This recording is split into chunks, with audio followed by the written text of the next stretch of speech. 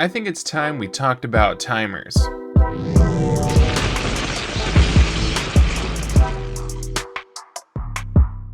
But before we talk about timers, there's one thing I'd like to mention. You can help support the channel by going to my Patreon down below.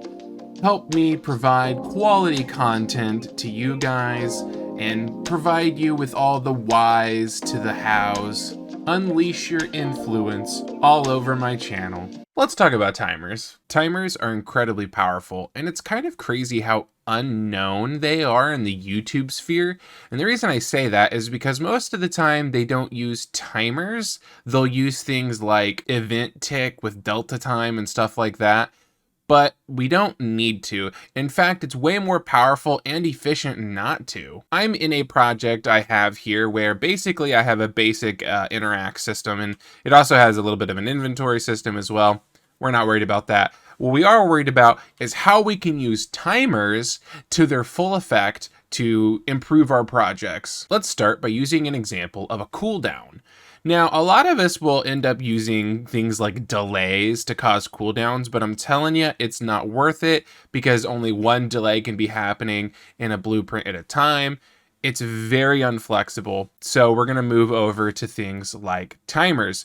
And what we're going to do is I'm actually going to open up the first person character here, and we're going to create a new variable, and I'm going to call this jump cooldown, okay? So basically, if jump cooldown is true, it means that we are unable to jump. And to do that, I'm simply just going to take this jump node here. I'm going to uncheck it. I'm going to take my jump cooldown, get it, do a Boolean, and we need to get started.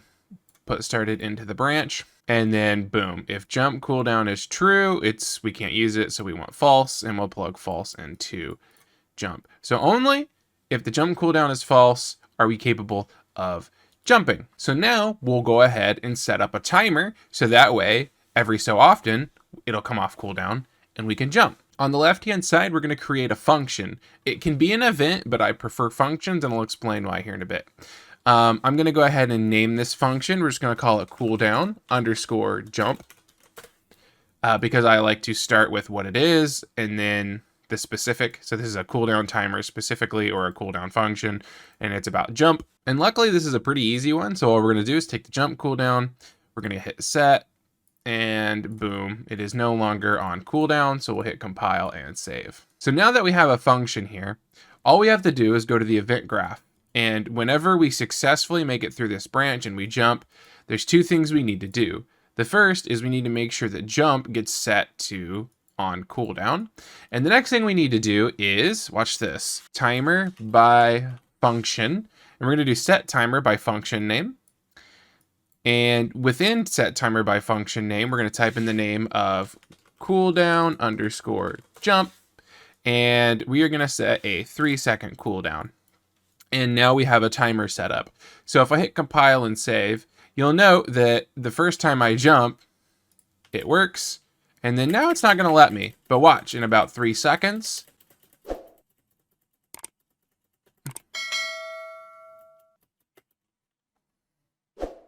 Oh, it's because this just has a space. The underscore doesn't go through, which is really weird. Can I change it here? I can. Why didn't I add the underscore? Forgive me. Anyway, now it should work. So the first time we jump, it should go. We'll wait 3 seconds. And we can jump again, and we're on cooldown. And we can jump again. So that's the basic way to use a timer. But there's so many more ways we can use this thing. Let's go to our blueprints, and I'm going to actually create, or that's the wrong one. Let's go to our blueprints, and I'm actually going to create a new blueprint class. In this case, I'm just going to do a BP flashing light. So BP flashing light, and we'll open it up. And within here, I'm going to add a point light, nothing special, just because I'm going to make it red. So that way it's more like an emergency light that's flashing. Compile and save, nothing crazy. And for the sake of it, I do want to drag it into the world just to see what it looks like. So I know if we can even see it. We can see it for the most part. I'm not too worried about it. Now what I'm going to do is I'm going to go over to the event graph, and what we are going to do is we are going to create a function, and it's going to be called toggle light, just like that. And what it's going to do is we're going to take the point light, and we're going to get visible. So this is going to return a Boolean on whether or not the point light is visible or not. And because we want it to toggle, all we're going to do, if I could get my nodes plugged in, is if it's visible, we're going to take point light and we're going to set it to, so set visibility, and we're going to set it to false. And if it isn't visible, get this plugged in, we will set it to true. And we want this to flash like an emergency light. So in the event graph, we are going to create a custom event. I'm going to call it start, or you know what, flash, because again, I like to start with the topic and then what it's doing. Flash start, just like that. And then I will set timer by function. And now all we have to do is type in the function name. So we're going to do toggle light. I want this to toggle once a second, so that's pretty fast. Also, flashing light warning. Here it is. If you have epilepsy, whatever, flashing light warning. In fact, we're going to put this at 2 seconds just in case, because I don't want anyone to get a seizure triggered. We're going to set this to looping, and out of our begin play, we are going to start the flash. So we'll hit compile and save. And now you'll note on begin play, what's going to happen is this is going to start flashing. So it's off, it's on, it's off, it's on. So this is the amazing power of timers and why I wanted to share it with you, because every YouTube tutorial I ever see uses delays and things like that, or they plug themselves into the event tick. Let me show you a good example of something we can do that is a lot more efficient than just using the event tick. In fact, it's probably already set up. Okay, it's not set up. Perfect. So what we're going to do is, but you don't have to follow along, is I'm going to go into my widgets. I'm going to go into my HUD here, and I'm actually going to create some text, and I'm going to anchor it to the bottom middle, and I'm going to bring that up to about right there. And I am going to call this text block underscore prompt. And on the text, I'm going to do underscore PH for placeholder, underscore prompt. So that way we can see where the text is at whenever we look at this screen, even though we will make sure this isn't here whenever we enter, and I'll show you how.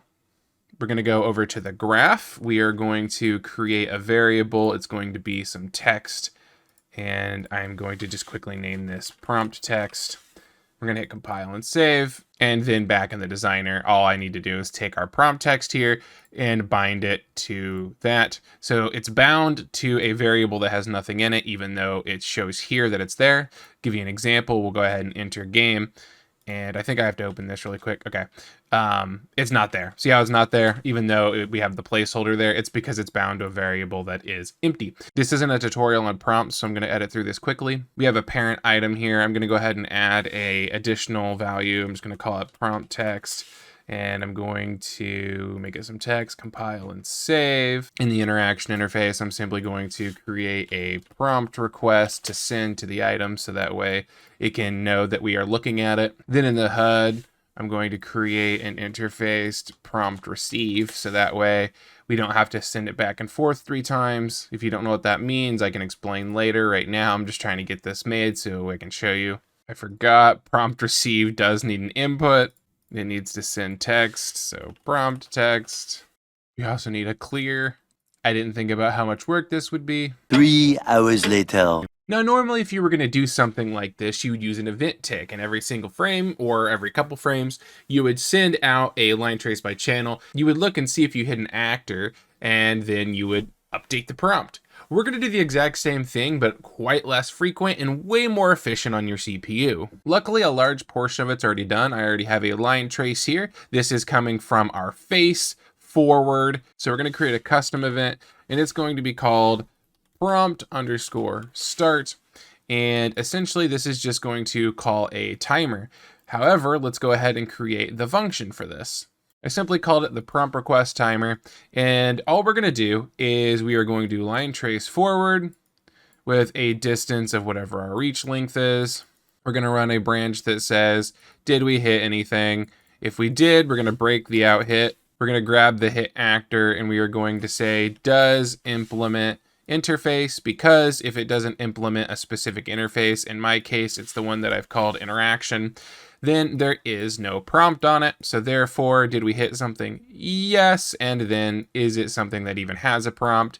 If yes, we will simply pull out and we will send that message of prompt request. So the prompt request message to the hit actor, add some pins, make this look nice. And then if we don't hit anything, we need to make sure we are clearing. So we will do prompt clear out of hitting nothing and prompt clear out of we hit something, but it's not interactable.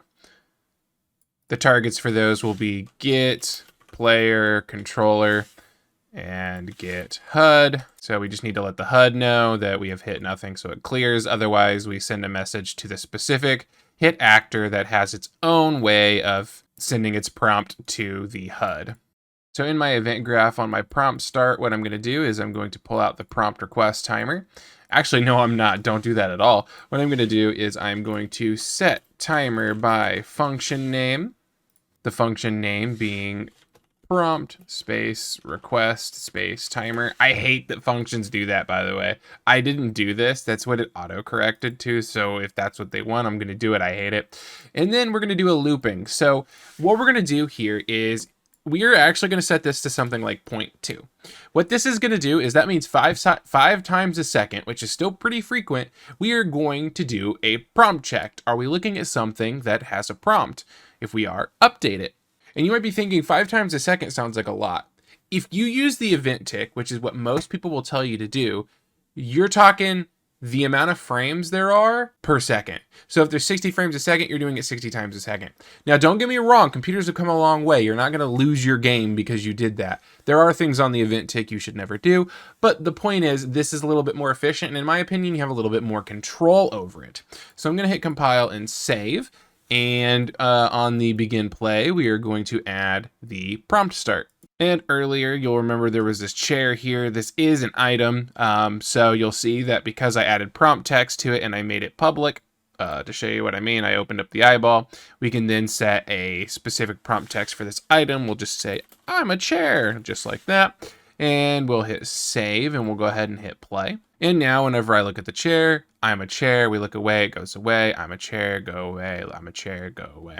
So this is the power of timers. You're seeing a very, very small scope. You can do crazy things with this. I know that you can match timers up with animations, which is way more complicated than I'm used to when it comes to animations, but you can literally set up game mechanics around an animation length or a specific time in an animation based on timers, which is a powerful tool. I hope you guys learned something today. If you're new, please go ahead and subscribe and hit that bell. If you liked it, like it. If you disliked it, dislike it. And leave a comment. Let me know if there's something you'd like to learn more about. I would love to know because I'm going to be trying to do a little bit more one-offs and a lot less series because it lets me do whatever I want, and I love that. But at the same time, I want to know what you guys want, so leave a comment, seriously.